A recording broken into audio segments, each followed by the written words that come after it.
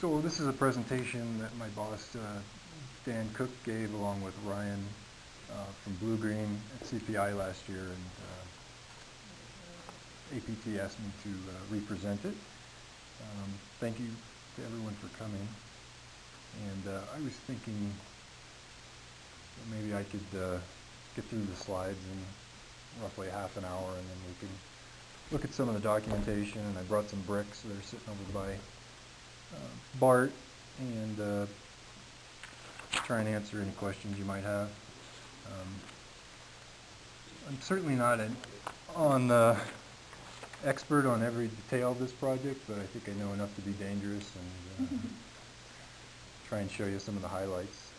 The presentation's basically broken into three sections, and the first is just the history of coke production in Colorado and the coke ovens in Redstone, and then the middle part of the presentation has to do with some of the stabilization techniques we did. And then the third part,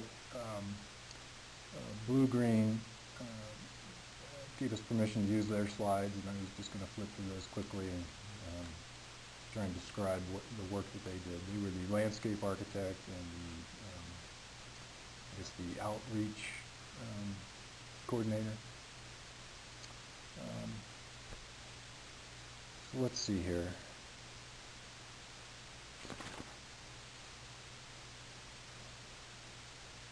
And those are our coke ovens, by the way, to the right of the box truck, back in around 1905, something like that. So the top picture is the coke. That's the final product of what's produced in the oven. And then that's a, I guess, damaged oven, and you can see that red glass-like glazing on the inside of the oven. It's where the clay has been vitrified from the high heat in the ovens. The coke it's basically coal. It's similar to charcoal. It's porous, but it's hard, and it's produced by cooking coal in an oxygen-deficient environment to drive off the volatile components and fuse the coal. It's basically pure carbon and ash. And so the inside of these ovens got up to about 3,600 degrees Fahrenheit, and that's hot enough to basically melt the brick that you're seeing in that bottom picture.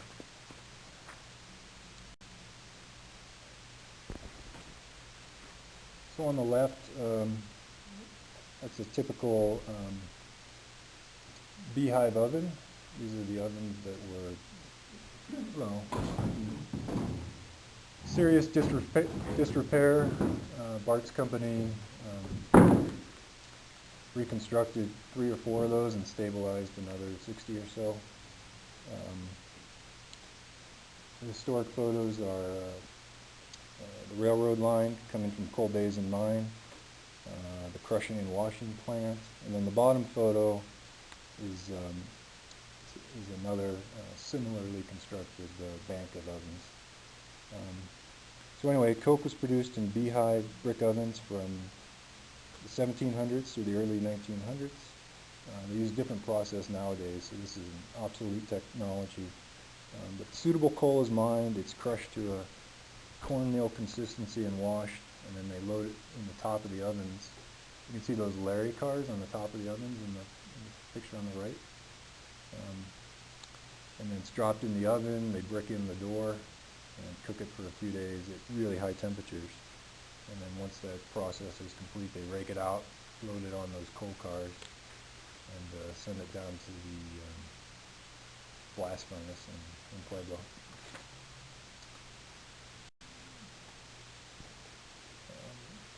The top photo is the blast furnace at Bessemer. The one below is called the American Smelter. It's also in Pueblo. And these photos are from a fellow named Bill Reich, who's sort of a local expert on Colorado's industrial history.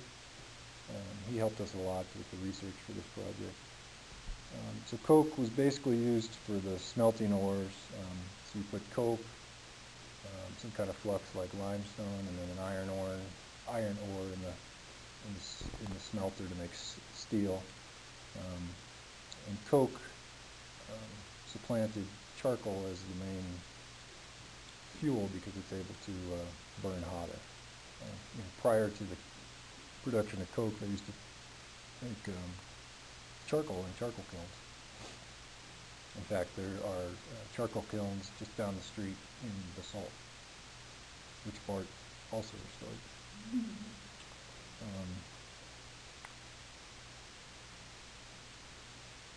And the other reason, I guess, coal turned into coke came into favor is they were able to get the railroads back further into the mines to access the coal.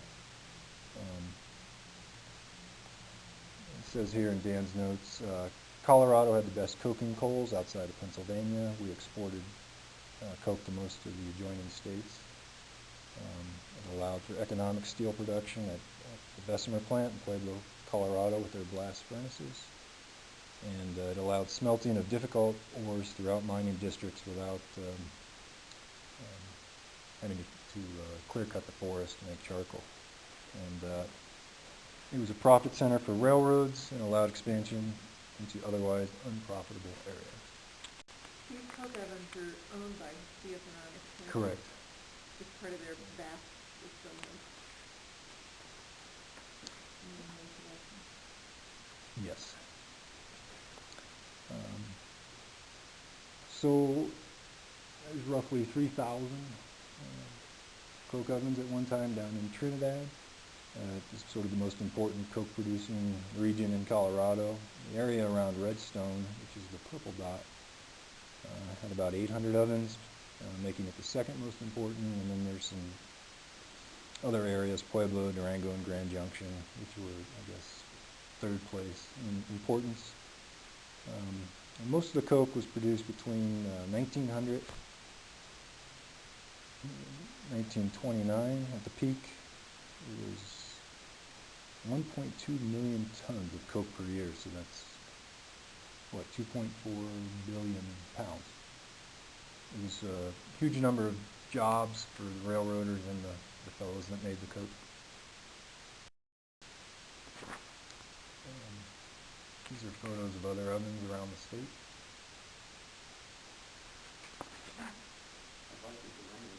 Yeah, it looks like a bathhouse or something. And these are no longer there? Have they Um, them off?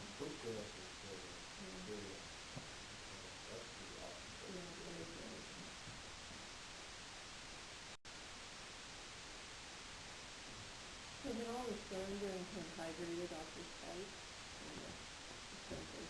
Yeah. And The local building?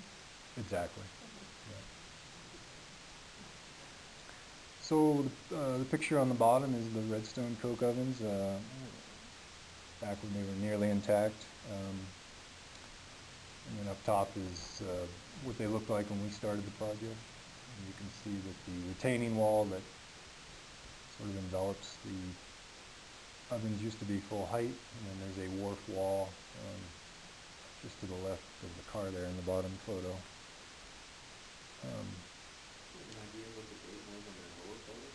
I don't. I was thinking maybe a car expert. Because it looks like they've been abandoned by then. Yeah, and that was for all of Colorado. The Redstone coke ovens made it 9 years of production. So 1909 they were done.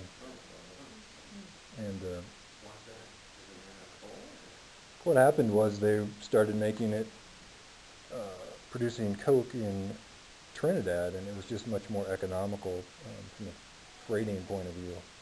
And so the fellow from Colorado Fuel and Iron, I think his name's Osgood, when I was unable to keep this operation going in Redstone.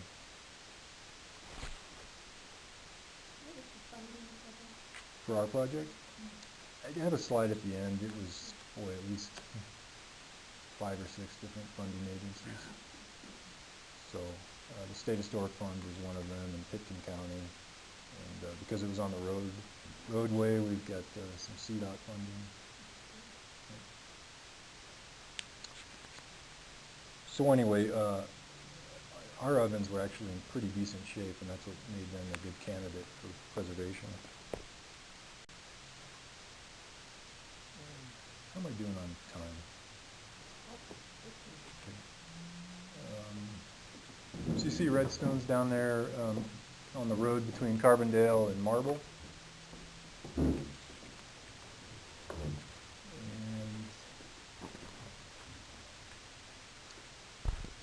the next slide, I believe, shows Redstone on the right, and then up the valley there is where the railroad went and mined the coal in Coal Basin.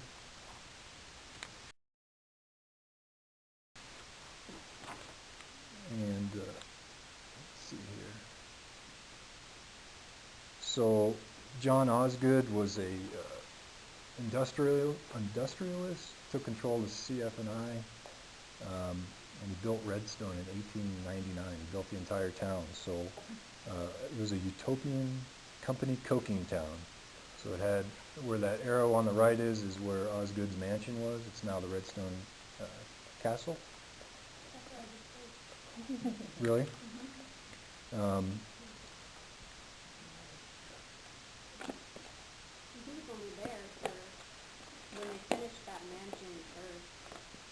His wife finished it up, I think. Oh, really? And he left. It wasn't even once the mansion was done, then he left. Huh. So he never really got to enjoy it. So in that ellipse are all the, I guess, cabins or cottages they built for the workers and their families. And then the second ellipse there is where the ovens are. You can barely see them. It sort of looks like a line. And then the Redstone Inn is where all the single workers live. And then the arrow pointing down, it's not in the picture, but that's where Coal Basin is.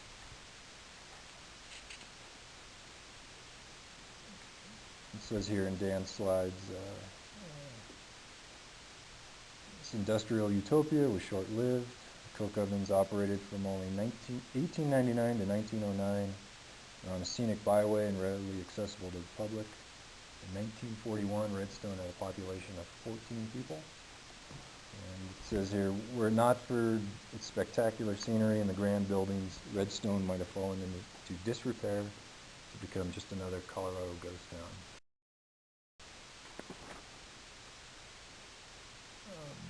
So the south is to the right. Nope, I got that backwards. The shaded roadway is the scenic byway, and then you can see those round circles are the banks of coke ovens. And there's a front row and a back row. The ovens are staggered. And I think we have a slide, but there's a series of ovens that were modified in the 1950s, and we'll get a picture of that. Yep. And that's the picture on the bottom right. So I don't know if you can tell, but that's CMU and concrete. That's not the original retaining wall stones that were quarried up in the Coal Basin. But oh yeah.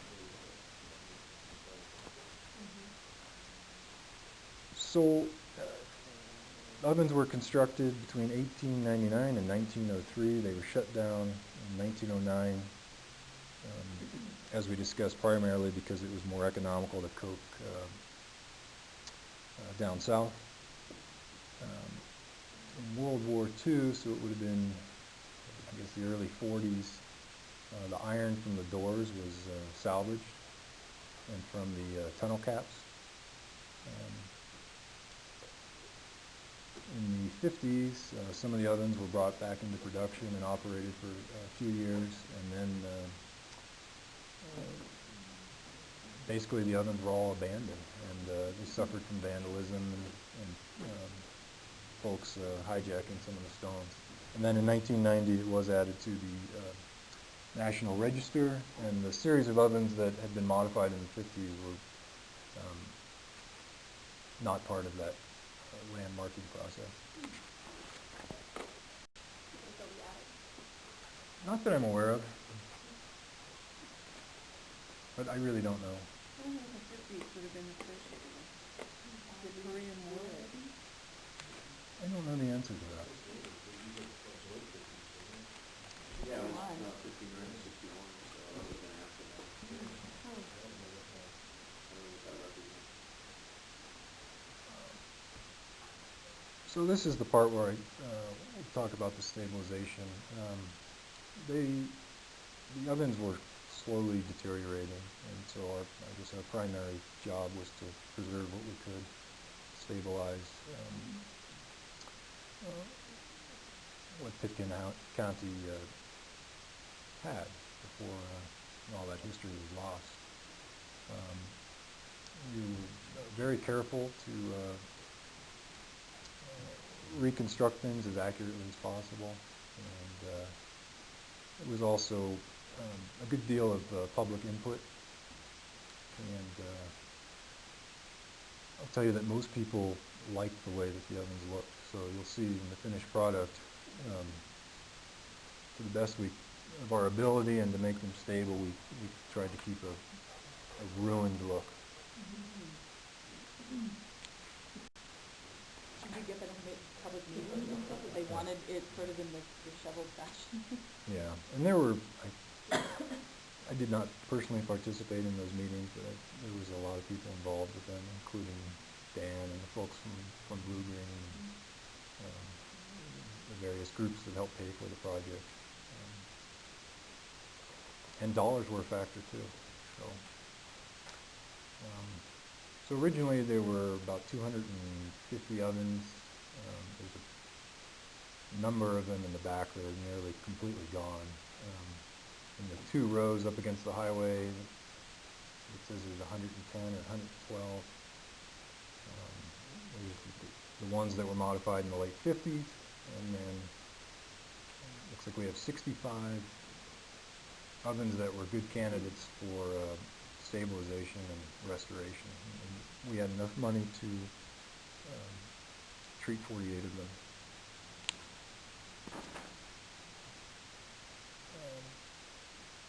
So globally, we had to do research to understand how these were built and why, get a sense of things.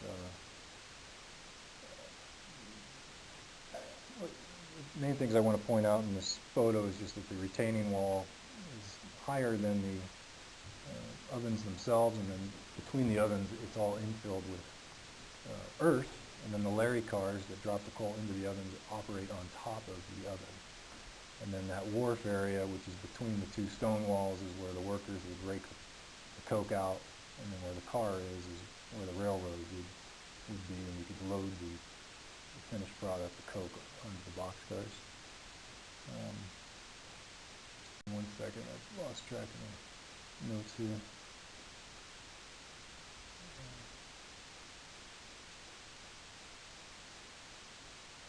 Oh, and the trunnel basically acts like a keystone, so that piece is fairly critical. And one other note here, the mortar they used was essentially just clay and loam, and they dipped the bricks into it and set them really tightly together, so it's very thin mortar joints, and then that composition, I guess, when the ovens were fired, became very hard and very stable. All the way through, that's just a bit. Right. You'll see in some of the other pictures, I mean, that vitrification cooked or melted the inside faces of the bricks, but it also really hardened and essentially vitrified the soils that lined the ovens too.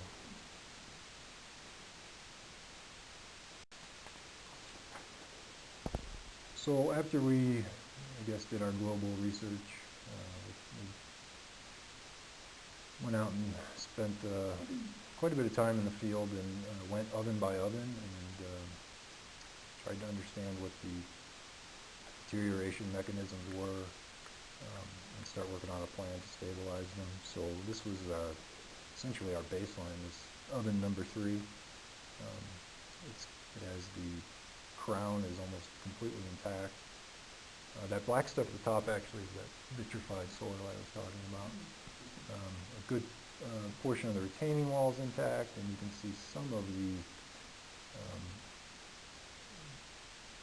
jam blocks for the tunnel opening are there.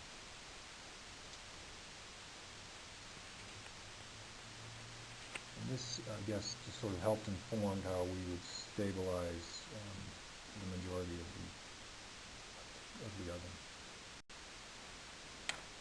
This is what most of them looked like. I guess 20% of the oven's been lost. It's like a double line, or is it single line? Yeah, and they're, Is it put on the ring?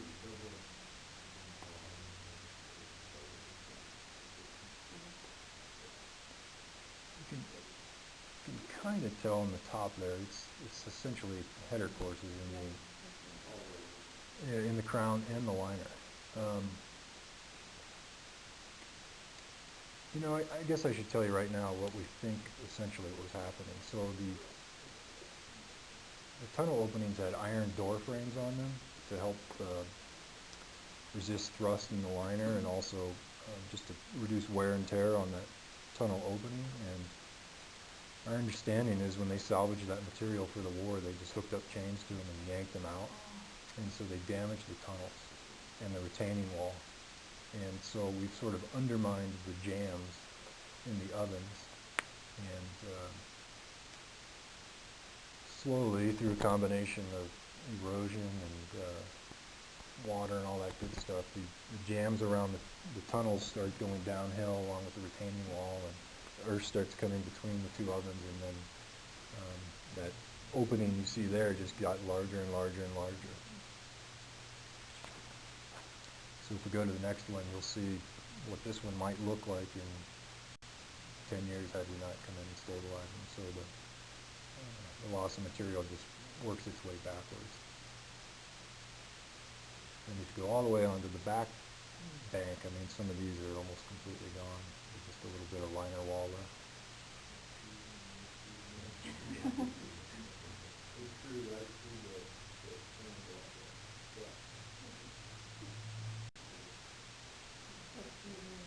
That's, yeah, we're sort of, yeah.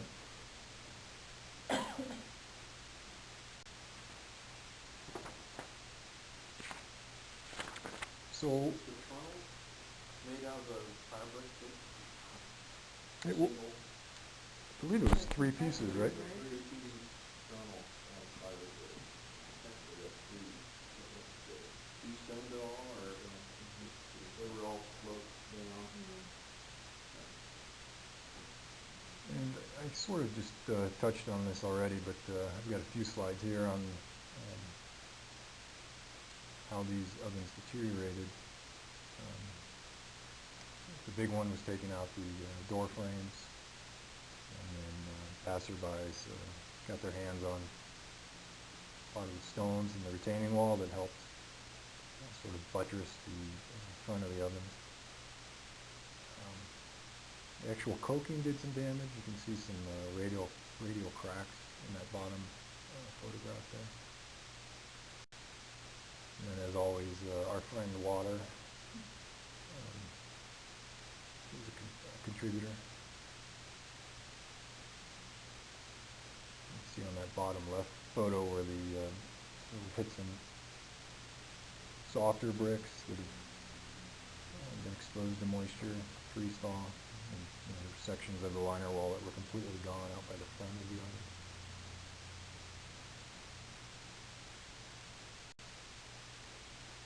And then, as Bart mentioned, the site was really overgrown, and there were a number of ovens that were essentially ruined by tree roots.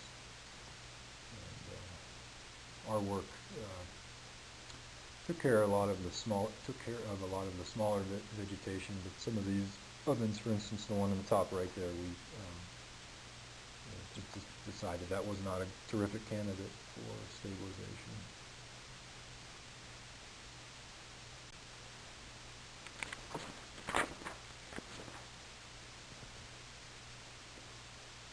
So we thought about it long and hard and decided if we could just get the arch an arch-like shape back with a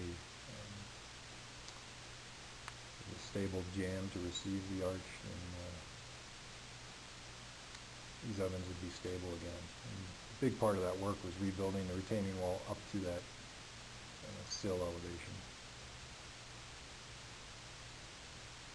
So out of the 40-some that we stabilized, 37 of the ovens got what we call this type A stabilization, where we rebuild the tunnel jambs and the arch. And by the way, I brought some drawings and other materials. You just feel free to flip through as I'm talking here.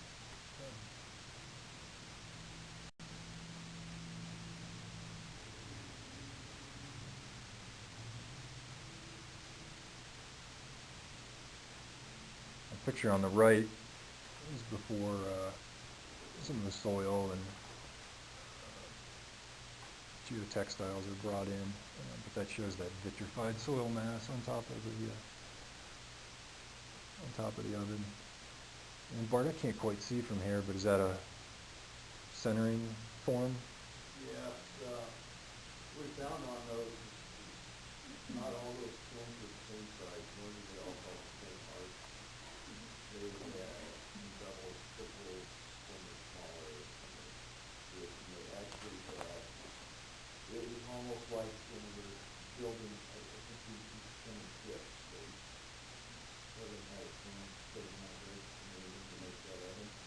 When they lost the growth, they just stole it from the next one. And some of the bricks are not all the same size. We always find different things that we had basic shape that we took, and then we used styrofoam, and then we were able to shape styrofoam that we for the next time we did it all together. So the doors had to be standardized, didn't they? The doors, well, actually, no. There's, on all the jam blocks, Yeah. they were not all exactly the same either. As long as they were So you're saying the cast iron frames were the different I sizes? think those were all same Yeah. size, yeah, but they just did all of the nation of it to change the shape of it. So from a structural point of view, the retaining wall really just needed to come up to the sill height. But one of the desires of the ownership group was to have that retaining wall look a little bit more ruined. So you'll see in the after photos, the top of that retaining wall sort of steps up and down, so it looks a little more organic, so to speak. So all the bricks and stones used in the reconstruction matched existing brick in color and size. We used fire brick that was salvaged from Hillen. Is that right, Bart? And the vitrification that had occurred on the existing ovens basically prevented us from salvaging the brick from the site. It was a type N mortar. For the retaining wall, the existing mortar was analyzed and matched. So Bart mentioned these ovens came from kits. That was encouraging to us during our research, and we thought we could sort of standardize the new brick sizes, but it turned out as we did more and more excavation and found more and more bricks, the bricks were all over the place. And we found 12 different brick types just in the crown and the liner, varying in size and shape, and every single one of those that was replaced was cut to fit, so that means they were cut on at least 2, if not 4 sides, because they're not, They're pie shaped. yeah, Fit in there. yeah, they're not rectangular. So the ones in the crown are tapered 2 ways, and the ones in the liner are tapered, I guess, 4 ways, and then in the liner 2 ways. Then there's the seat rings. There's one sitting over by Bart. Take a look at before you leave, which is the big fellow at belt course there.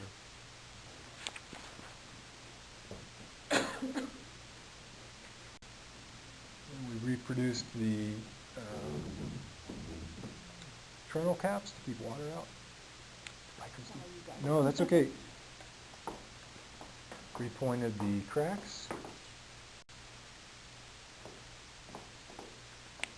And then it was TC Squared, I believe, that who was the general contractor got the fire rings and mattresses and whatnot out of the inside of the ovens. Mattress.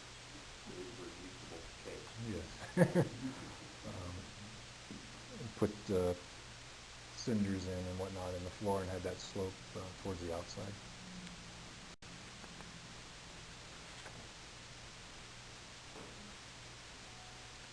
What was the construction of the full house? Fire brick, right? 12, Flat. yep, What's that look like? by 4, I believe. Corner street. The photo on the left shows basically the new infill contrasted with the original brick.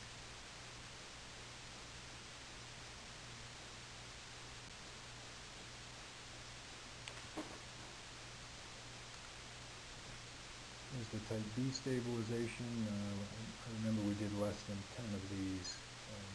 There were a few candidates in the bank that we were stabilizing that didn't warrant the type A stabilization. I think these were tricky from Bart's point of view because you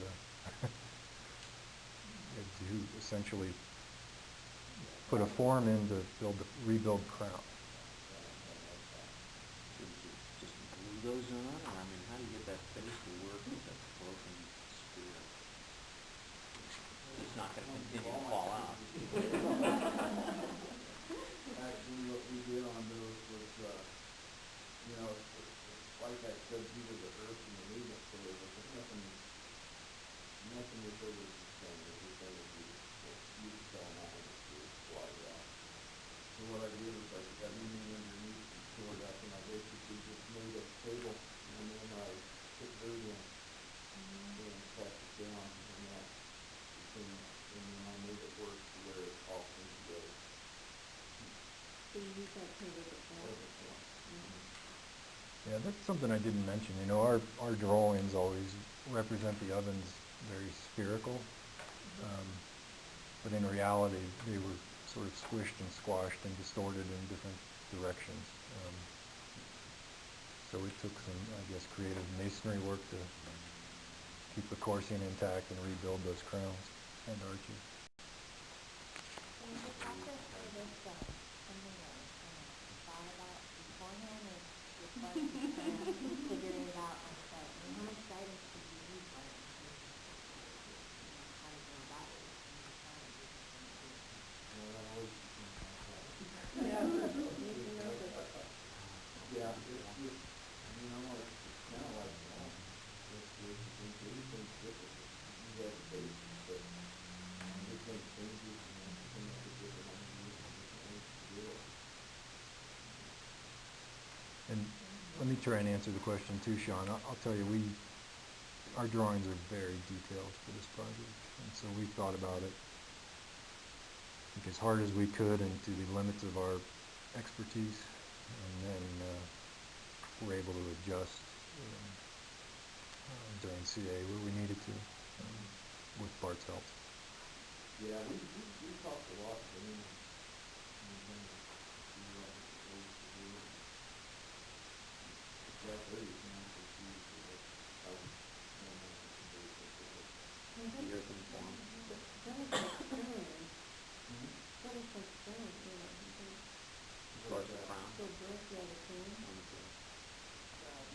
So that was the different side, and then this is the right side, the first side. That's, Oh, I think I see what's happening. It's just there's just a very small part of the oven is exposed, so the bricks look abnormally large. It's just, I think, a scale issue. Because the color's interesting too, because you've got grays and so forth, rather than what I would expect with more of the cream. Yeah, and when you go look at the ovens, we sort of always assumed it was like a red clay brick, and then in the end, if you look at our drawings, it says color to match by breaking an existing brick in half and matching the interior color of the brick. And they're much more of that buff color, yeah.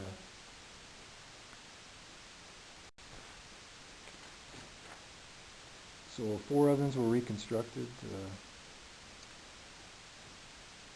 This is to give the visitors a real sense of how the ovens looked and operated. Interesting piece here is you can see the tunnel has been rebuilt there on the photo on the left. That was done with acid etched concrete in Bart's shop. And then the trunnel cap there is made with weathering steel instead of iron. But the iron door frames were also recreated. And right towards the tail end of our field work, I actually found one of the frames buried, and that's what we based our shop drawings on. And then Bart and Travis from TC Squared sort of had to vet all the fine tuning on the dimensions to make it work. And how long was your construction period? What we worked on, Yeah.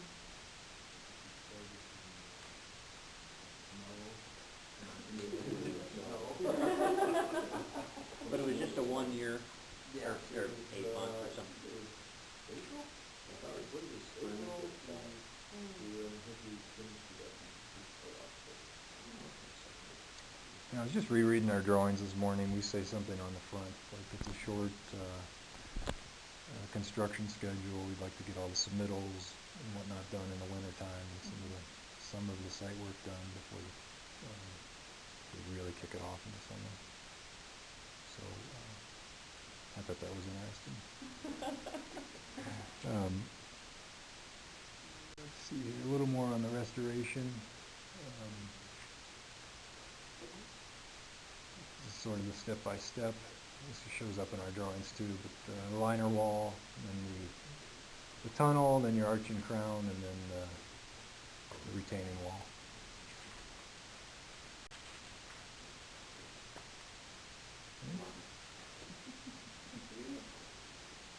Like a little chapel construction. Yeah, and I guess Lisa was just there recently. I'm curious how the vegetation has filled in. This is right after the completion of construction. So this We finished this in October 11. 11. Yep. Yeah. Good. Yeah. So 4 were, 4 had the openings and so forth finished out. Yep. 2 were covered over. Yep. Did you have this guy survey? We did, and then we went out and surveyed on top of it to fine tune the survey around the ovens. One interesting thing about our drawings is we had to provide a quantity of work for a great number of line items. So we had to estimate the amount of soil removed, the amount of soil backfilled, amount of retaining wall, Number of bricks? number of bricks, retaining wall blocks, yep, retaining wall blocks salvageable, which ones we had to get new, those sorts of things. Is it a unit price project? Yeah, I think so. And so that's integrated in the drawings. I think if you go to the back sheets, it'll have quantities for each oven. And so we have, I remember that's what I worked on. It took a lot of time. And Dan kept telling me I had to get it right. So, Really pretty close to quality. Bart would probably know better than me. I think we were in the ballpark. Yeah, it was close. I mean, there was so many to do. We had to cut every single one of them. We had somebody, I call it learn what three saws, and it ran 10 hours a day. You just put up a gig and Just put it up, yeah, and then just one guy, that's all he did. Of course, Barton goes with jig and everything's custom. Right. yeah.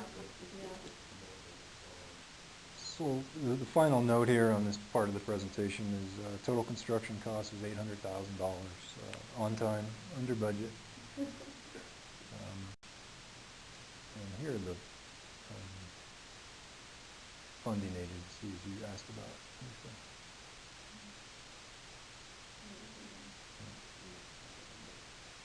So I TC, noticed that BRS and TC squared are under your farmer's account for their contract.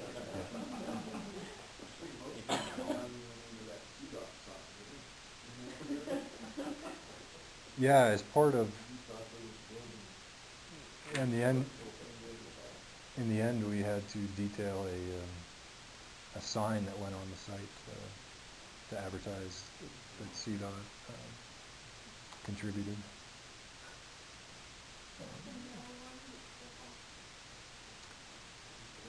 That's an era on that. Those are. That's recovery.gov or something. So, I called Ryan from Blue Green, their landscape architects in Aspen, and he gave me permission to use some of his slides. I'll get through them real quickly, but there's just some real terrific graphics. But they essentially came up with a master plan and some features that go around the ovens that sort of welcome the public to check these ovens out and understand them. Unfortunately, that work has not happened yet. It's just been planned. So I'll show you some of the images and some of the basic concepts, or try and present some of those concepts they came up with. So since they're architects, they're better at photography than we are. And, came up with this scheme which essentially has icons that represent, I think the top one is things having to do with the railroad and industry and transportation, and then the tree symbols for nature-like things. I can't read it from here, but and then the arch would be architectural elements, and the bricks, I believe, are structural components. And then the P, I think, might be preservation. So the signage sort of springs from these 5 categories and icons.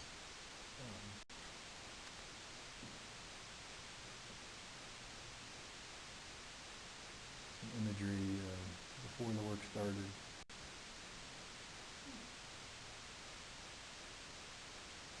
You can see where the ovens disappear a little bit behind the retaining wall there. Ryan, who's a principal at Blue Green and gave the presentation with Dan at CPI last year, is the fellow standing up on the right. Another on-site planning meeting.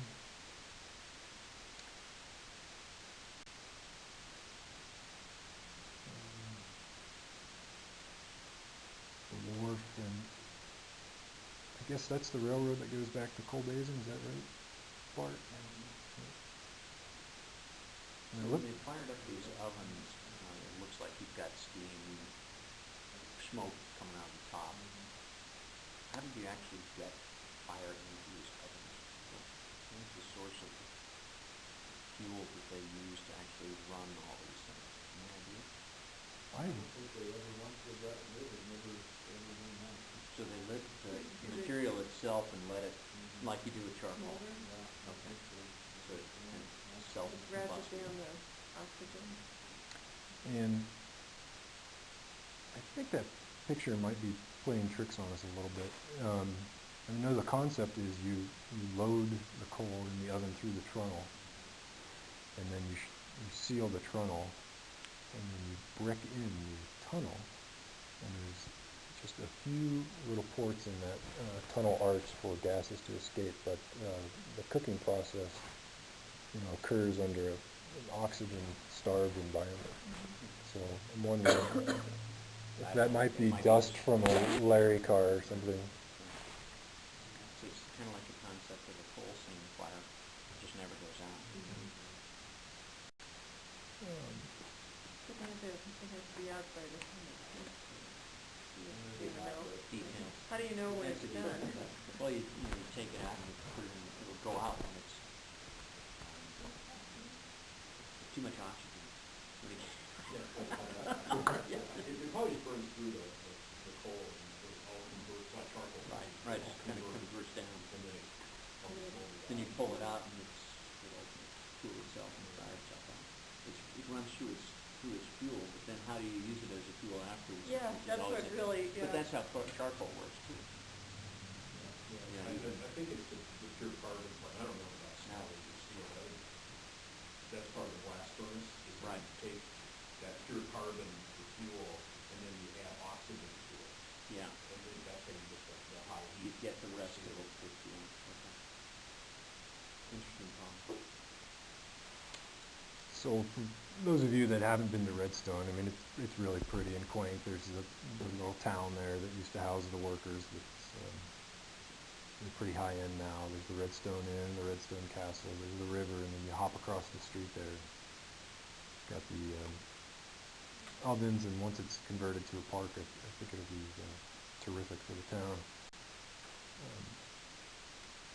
You know, one thing Ryan mentioned is just in terms of their how they try to integrate with the site.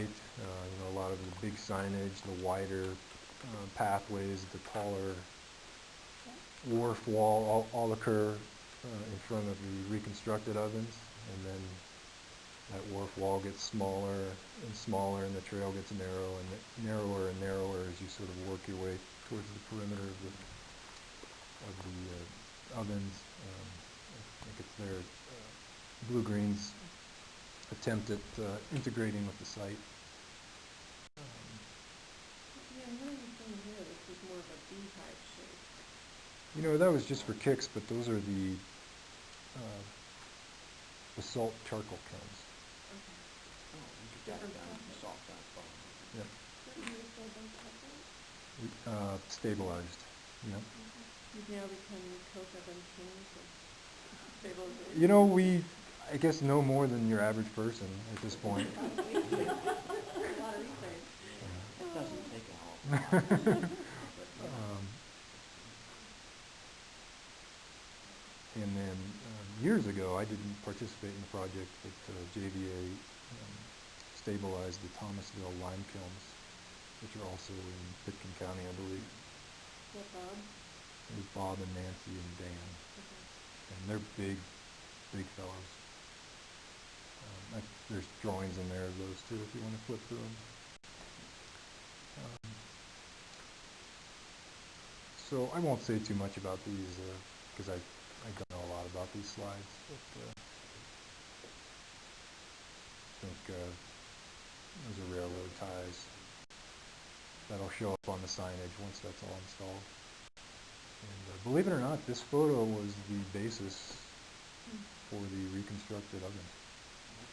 Based on, you know, we did a lot of excavation and found very few intact tunnel arch bricks and jam blocks, and it was really tough to make all the math work. And Bart and his firm, along with TC Squared, did a number of mock-ups in their warehouse until we got it really as good as we think we could.